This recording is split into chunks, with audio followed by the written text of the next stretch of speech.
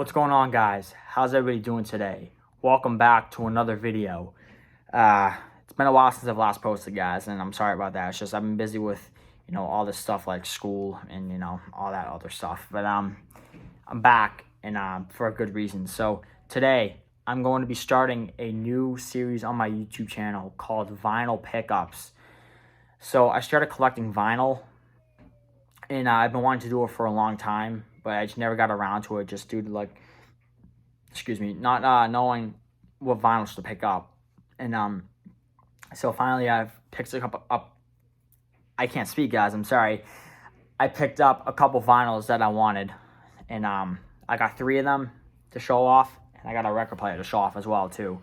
So without further ado, let's get started. So I'm gonna show off the record player first. So sorry if I don't get a good angle of it, but here it is. Sorry. I really like it because it's like in like the form of like a briefcase, and then when you I picked that up wrong. When you open it up, it's a record player. I really like it because it's like small and portable. It's not like one of those big stereos, and yeah, I really like it. Finally got a record player. It feels good, and yeah. All right, so let's get back to the place or the camera, and yeah, there we go.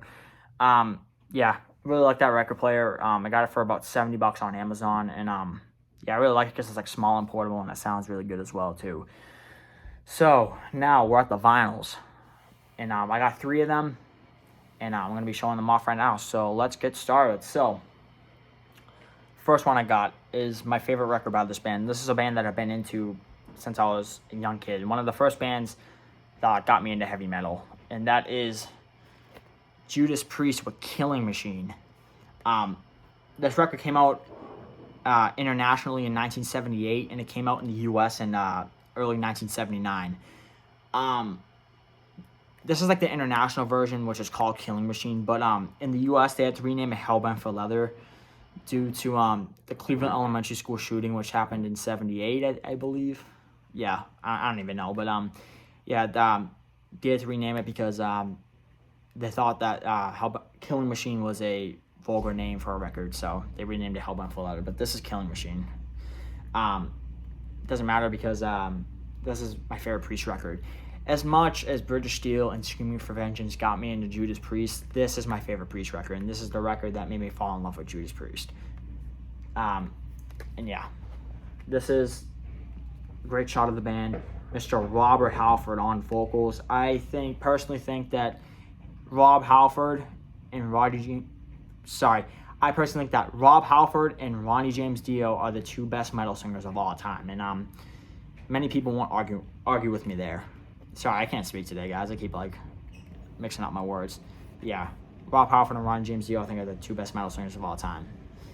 And you got Glenn Tipton, you got KK Downing, you got Les Binks, and you got Ian Hill, all 5 guys in the band, looking like heavy metal rock stars, or I don't even know why I said heavy metal rock stars, whatever.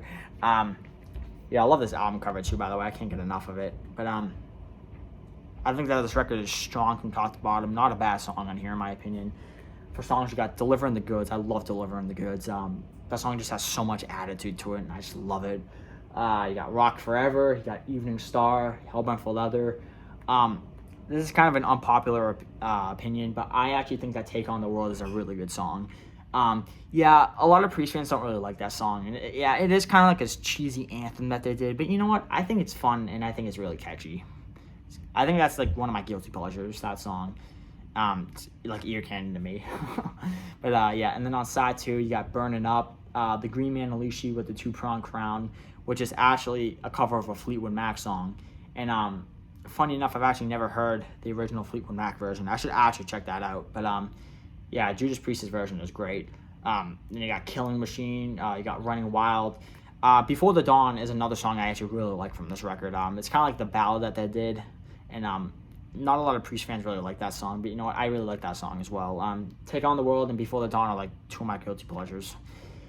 And ends off with Evil Fantasies. Great record, I think. Been listening to this record since I was maybe about like 12 years old. I don't even know, but yeah, I really love this record, and Killing Machine by Judas Priest. This next record is from a band that I think are one of the most underrated hard rock bands of all time. Sorry, I don't know why I keep slurring my words, guys. I'm sorry. I'm tired. But yeah, I think one of the most underrated hard rock bands of all time. And that band is Thin Lizzy with Johnny the Fox. This record came out in 1976. It came out the same year as their most popular record, Jailbreak. But yeah, this record might be my favorite Thin Lizzy record. It's either this one or like this. It's in between this one and like a couple others. But yeah, this is the classic lineup of Thin Lizzy that most people think best of. It is Phil Lynott on bass and vocals. It's Scott Gorham and Brian Robertson on guitar, and Brian Downey on drums. Great band. Love this record. And yeah, here's the back. Here's my guy Phil Lynott. There's Scott Gorham. There's Robbo. And there's Brian Downey. Sorry. I love this record. I love this album cover. I love the buffalo and I love the moon. Just love it. So yeah, it starts off with Johnny, which is a great song. I love the riff in the song, and the intro is just so tight. Like that. Like I love Thin Lizzy because like the band is like at times it could be so tight, and they just have like great musicianship in this band. And then you got Rocky and Borderline. I think is a great ballad that they did.